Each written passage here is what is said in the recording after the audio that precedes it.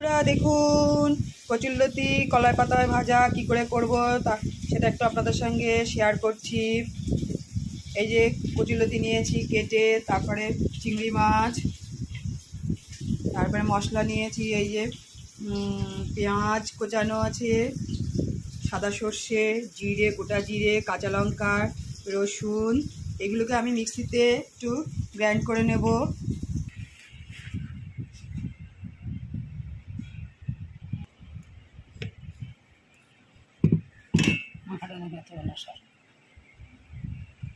এই ভালো করে এবার মেখে নেব কচুলতি, চিংড়ি মাছ, আর পরিমাণ মতো হলুদ, পরিমাণ মতো লবণ আর গ্রাইন্ড করে রাখা মশলা দিয়ে ভালো করে এই যে মাখিয়ে নিচ্ছি। কলা পাতায় আগেই থেকেই তেল মাখিয়ে রেখেছিলাম, এবার আস্তে করে এটার মধ্যে দেব।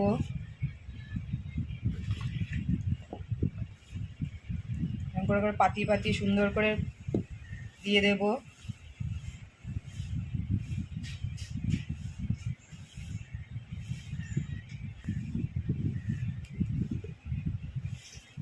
এই যে ফ্রাই প্যানে আগে থেকে আরেকটা কলা পাতা রেখেছিলাম, তার উপরে এটা দিয়ে দিলাম।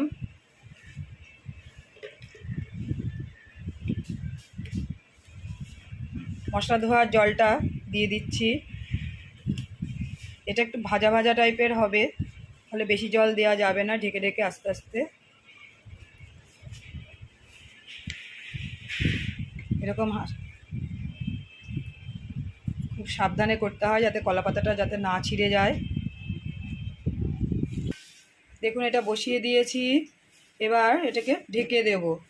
ঢাকনিটা খুলে দিয়েছি, দেখুন প্রায় হয়ে এসছে, কিন্তু এখনও অনেক সময় লাগবে। আস্তে আস্তে আস্তে আস্তে হবে। গ্যাস সিম করে দিয়েছি, আবার একটু ঢেকে দেব।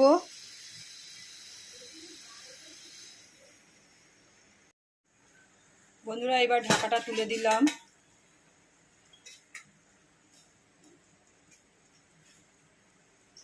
দেখুন হয়ে এসছে, কালারটা তো অসাধারণ হয়েছে, সুন্দর ফ্লেভার।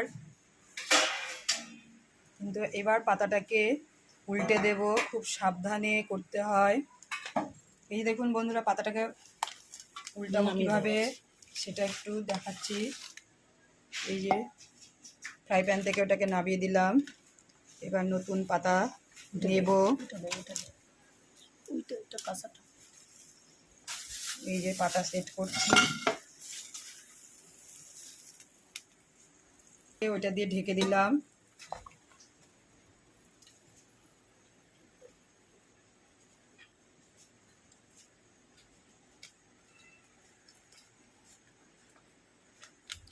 এবার এইভাবে উল্টে দিতে হবে।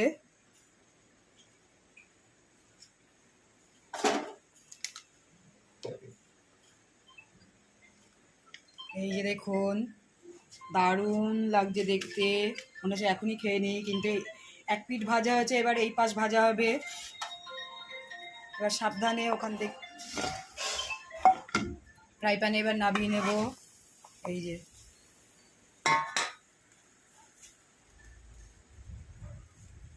এটাকে আবার গ্যাস সিম করে ঢেকে দেবো আর এক পিঠ ভাজার জন্য।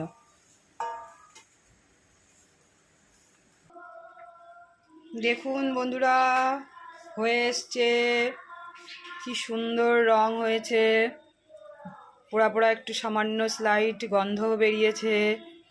কলার পাতায় কচুরলতি দিয়ে চিংড়ি মাছ দিয়ে ভাজা, ভীষণ সুস্বাদু খেতে। আপনারাও এরকম খেয়ে দেখবেন বাড়িতে।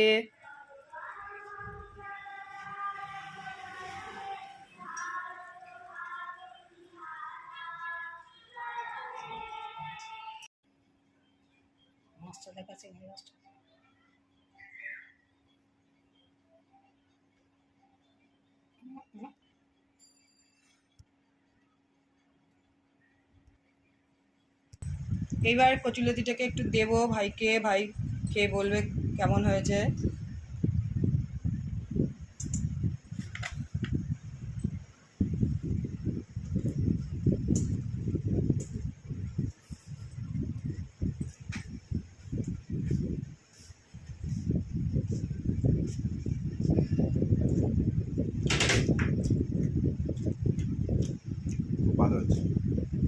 সুন্দর।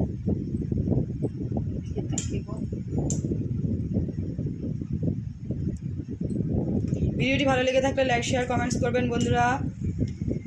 পরে দেখা হবে।